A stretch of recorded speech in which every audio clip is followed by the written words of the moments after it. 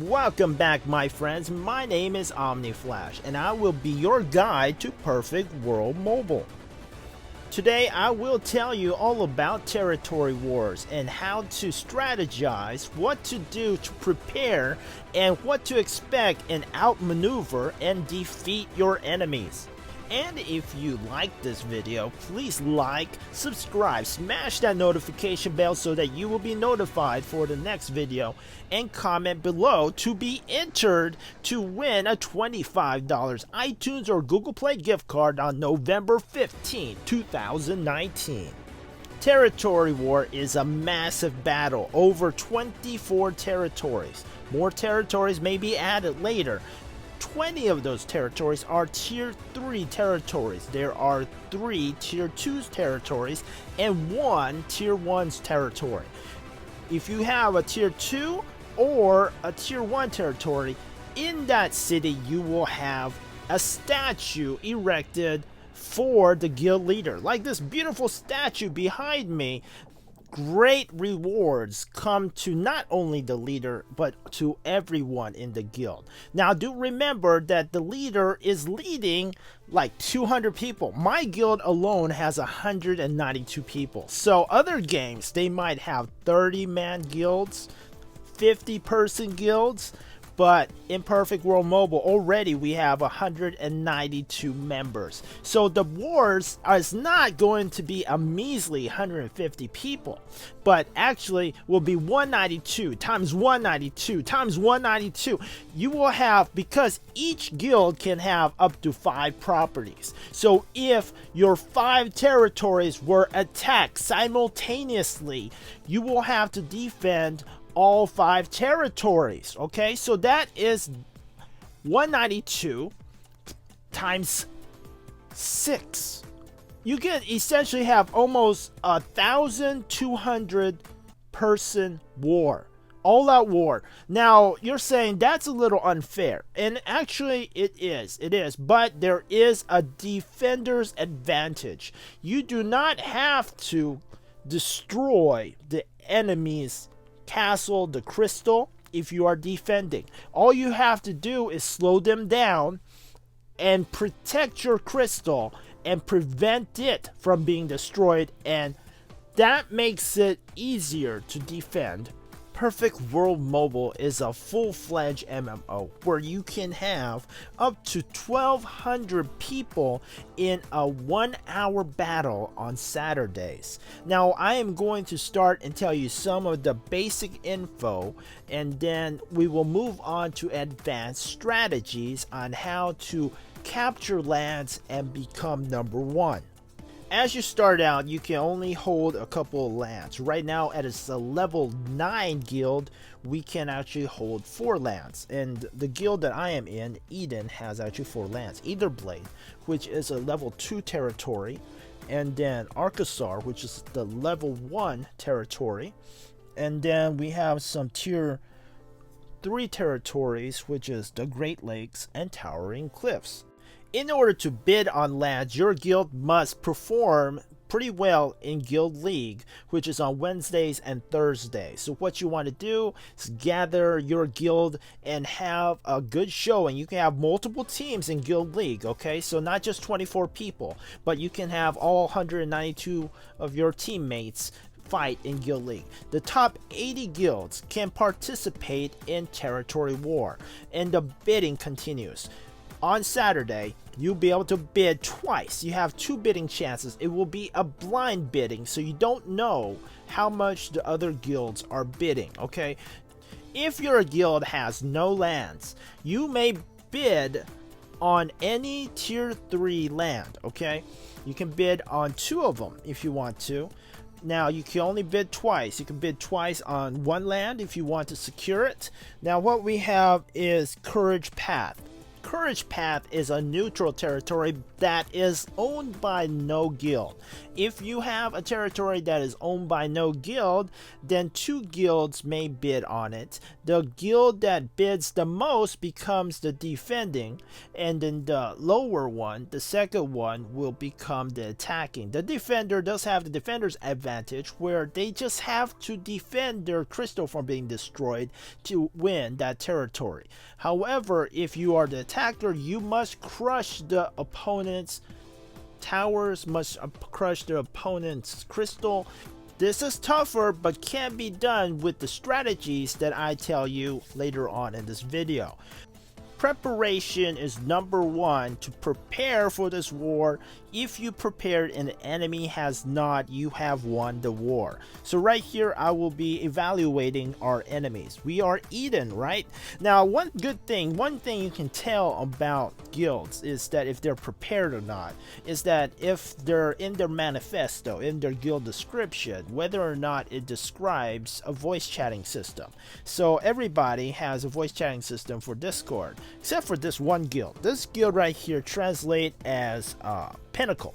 It's a Chinese guild, Pinnacle, and it says large amounts of gold coin, very cheap. We chat 100485. We accept PayPal. So I mean, this is really funny. I think that, I mean, if you're selling gold, you may not want to advertise it in your manifesto. But hey, what do I know? I mean, they clearly know what they're doing. Especially since the name of the guild leader is Go to Hell. Okay, so after you PayPal them and you don't get your gold, the guild leader will just say Go to Hell. So I mean, it's kind of funny.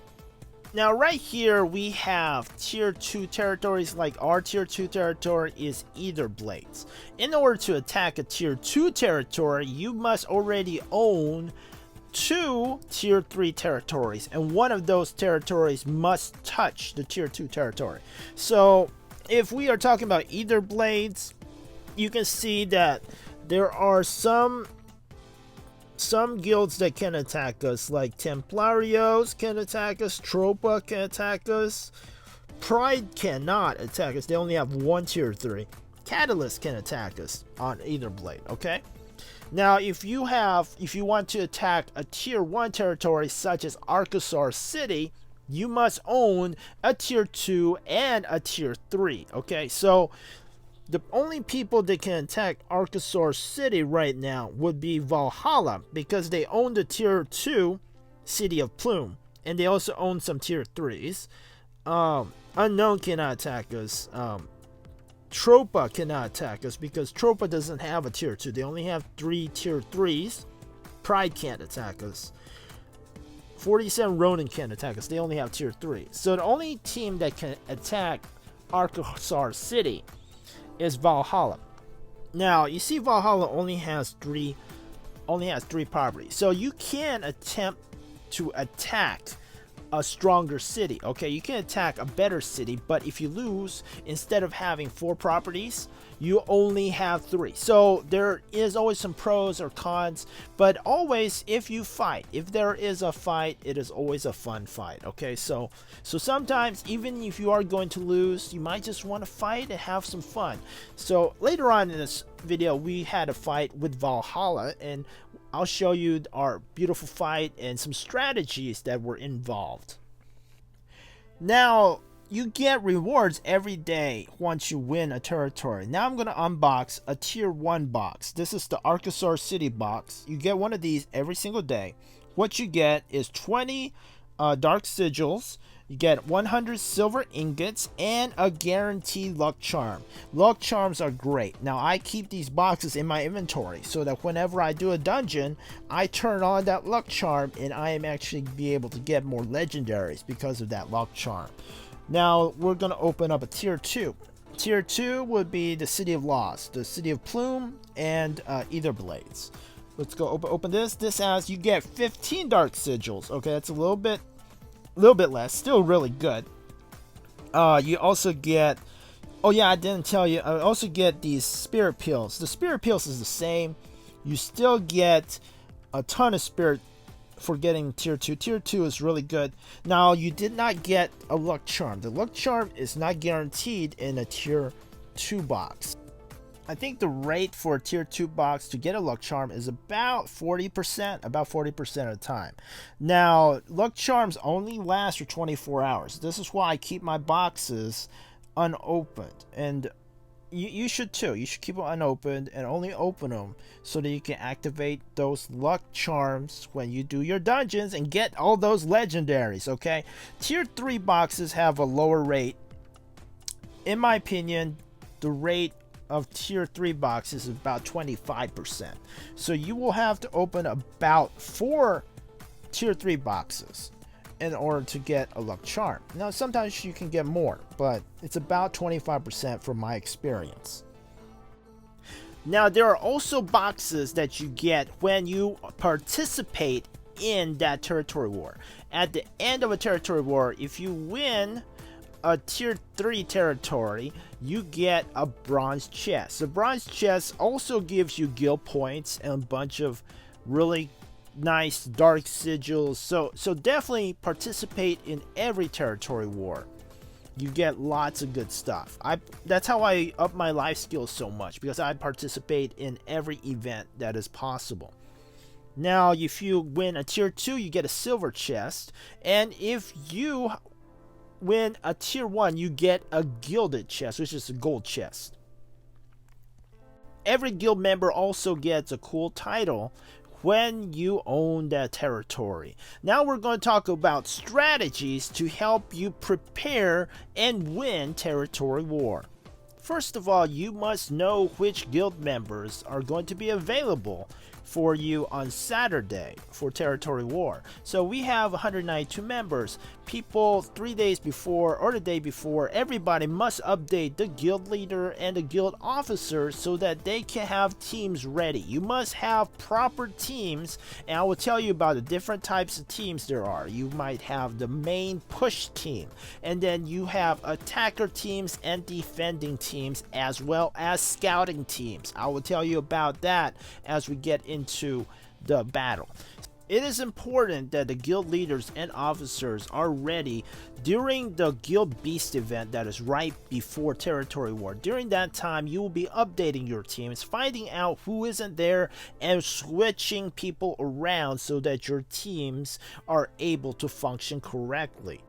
Now the guild leader will have to lead these battles over multiple lands and in multiple channels. It is important that he has trusted scouts and trusted generals that will relay him the information he needs to make split-second decisions of where to send his trusted officers, his trusted men and women to battle and to win the war. Communication is key. You must have scouts in all of the channels and send your teams appropriately. Okay, so you cannot neglect any channel.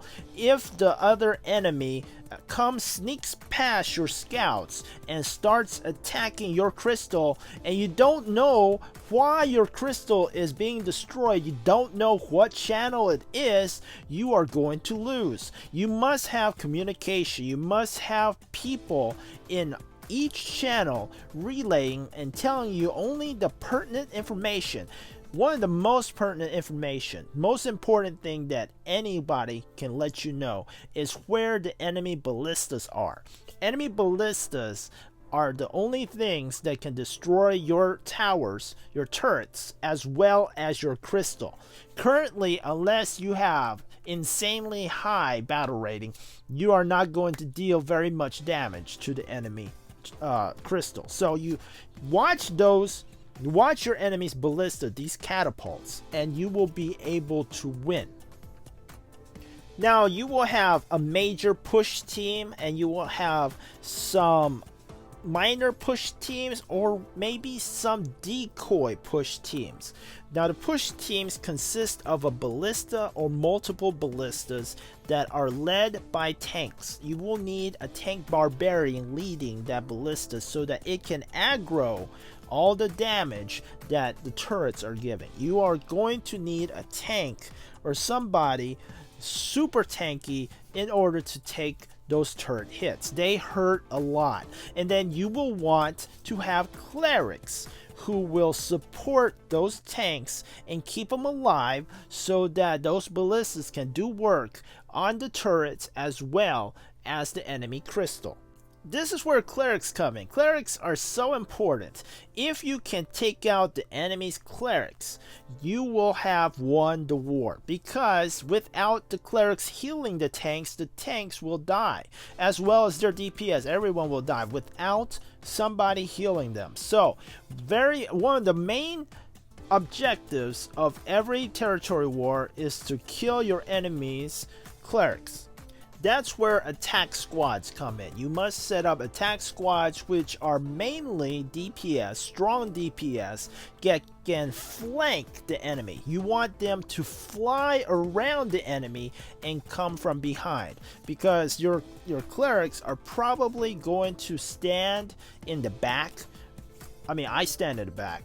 As a cleric, you want to hide behind your DPS, right? So sometimes if you can sneak behind the enemy and come in and just kill your clerics, stun your clerics so they can't heal, kill those clerics, and you will be able to take down that tank.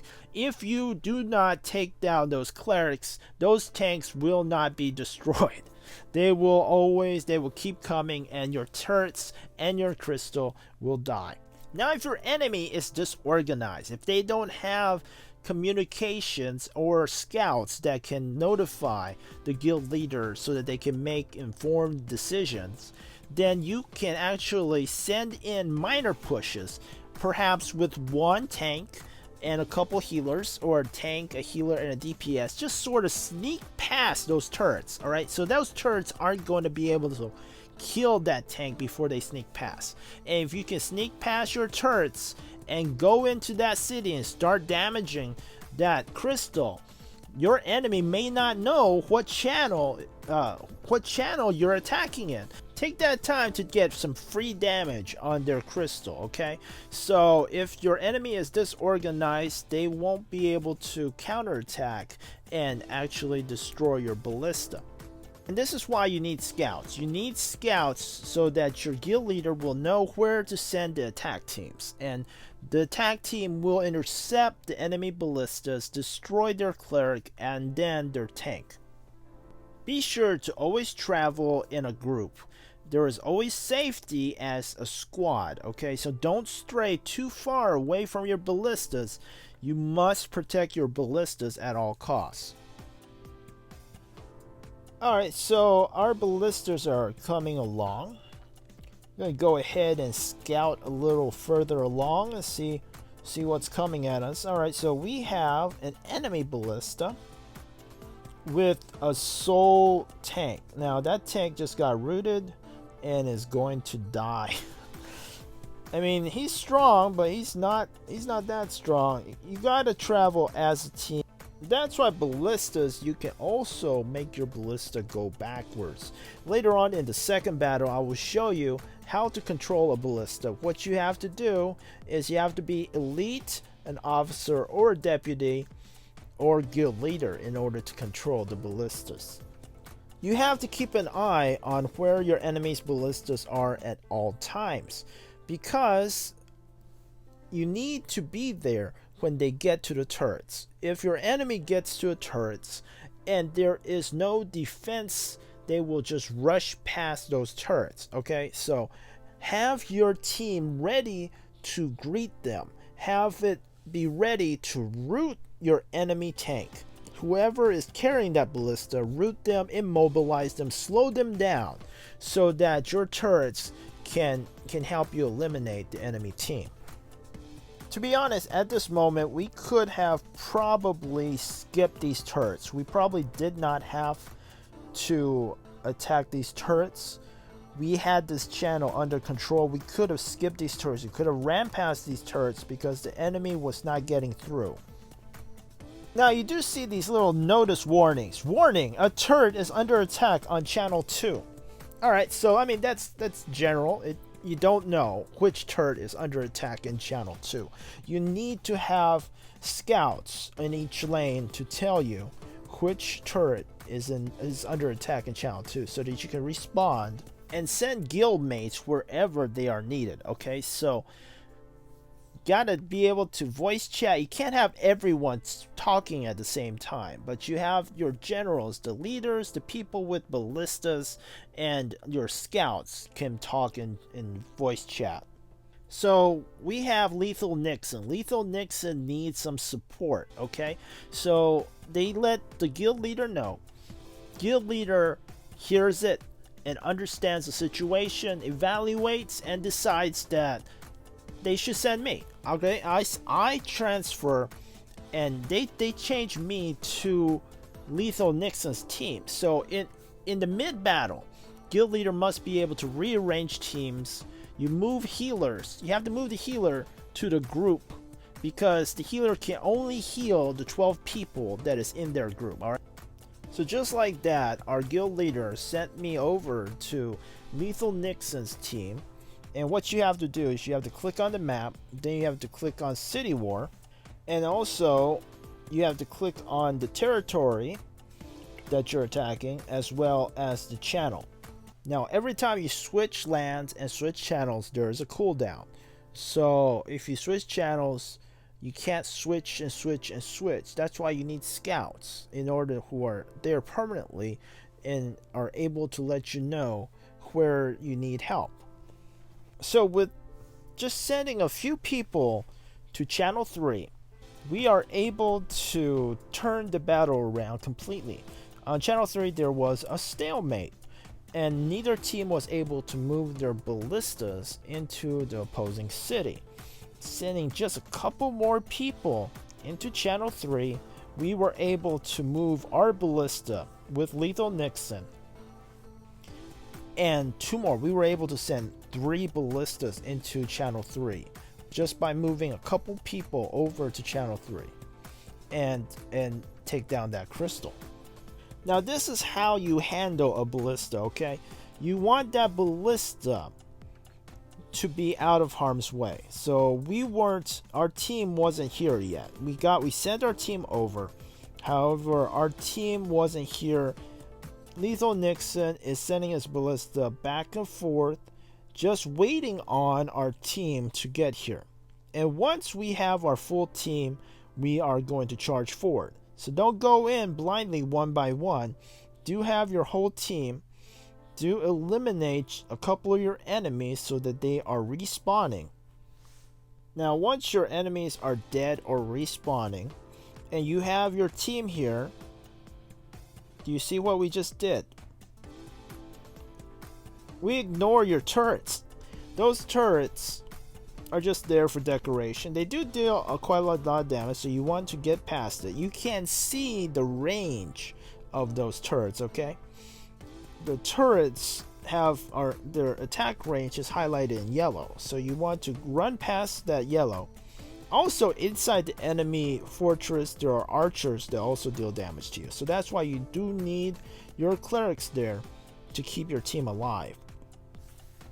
Now that backup has arrived, Lethal Nixon moves his ballista forward, and that ballista will start destroying that crystal. Not before long, we have more ballistas incoming. Now these turrets deal a lot of damage, so I warn you not to attack the turrets. It will draw their aggro. Do not attack the turrets unless you are a tank. Now if you are a tank, go ahead and aggro those turrets so that the rest of your team doesn't get obliterated. If you are the tank, what you want to do is go ahead and try to focus on the enemy's crystal as well as your enemy's team members. Currently, these archers also have quite a lot of HP, and I don't think you can kill them before you destroy the crystal. So focus on destroying the crystal as well as your enemy's team members. So I'm going to fast forward the rest of this video. Next up, I'm going to show you how to operate a ballista. Even though you have won this territory, you may still be at battle in a different territory. So all of these teams will now have to move to the other battle. Alright, only elite officers, deputies, and the guild leader can get a ballista. In order to get ballista, you talk to this world champion. Then you choose top lane, middle lane, or bottom lane. Now, if you get the wrong ballista, you just have to step away, step 15 meters away from the ballista, and the ballista will start dying. And then you go back to the world champion and you summon a new ballista. You do want to stay close to the ballista or it will start dying. And if you get killed, have someone else on your team grab that ballista. So you want to have your elites, you have to let your team know which elite or which officer is grabbing that ballista. Hopefully it is a tank. I'm just grabbing this ballista this time just because, you know, I'm just doing it for fun. And you know, it's not a serious battle. We're just going to go in, and guild leader has given me permission to actually have this ballista. It'd be part of this video. Thought that it'll be a little bit more interesting. Now if you look on the top right hand corner, what you can see is attack, forward, and backwards.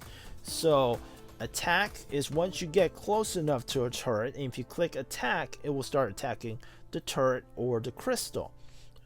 Back and forth is self-explanatory. You want to keep that ballista away from turrets, and don't charge into battle by yourself. Be sure that you have your supporting team with you.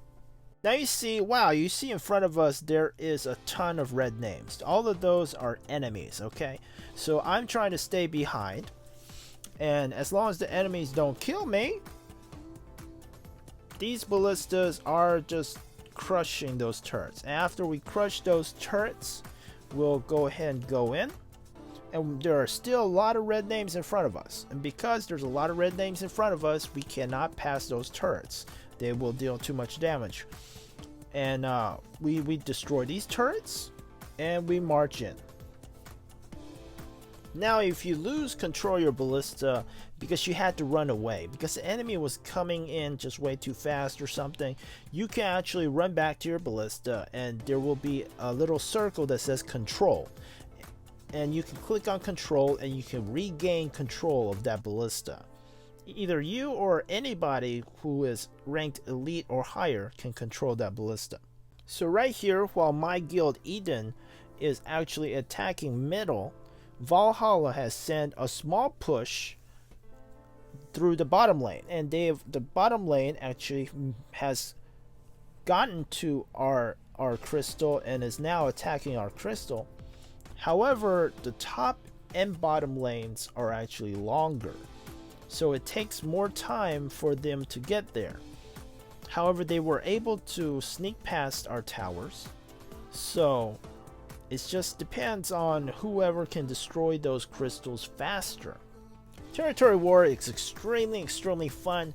It takes a lot of coordination. I think that everyone should try it, and definitely if you can, go ahead and volunteer to be a scout, volunteer to be an officer, help out your guild in any way possible. This is incredible, amazing fights that can be 180 people versus 180 people versus 200 people versus 200 people. You can have up to 1,200 people in one territory war.